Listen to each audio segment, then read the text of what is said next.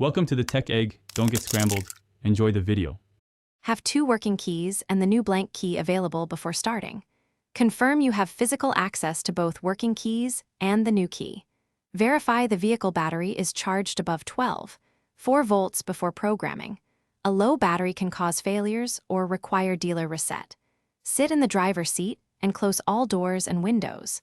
Turn ignition to position 1 and open and close driver door within 30 seconds. Keep interior lights off to preserve battery voltage during the process. Insert a working key and turn to position 2 for 5 seconds, then remove.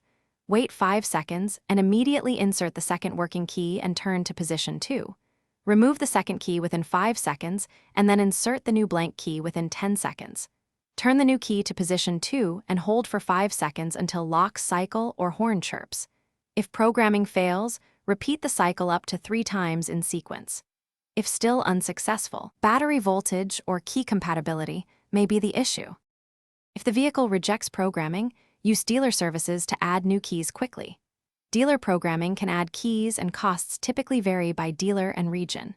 An independent locksmith with an OBD programmer can add keys if it supports BMW i3 protocols.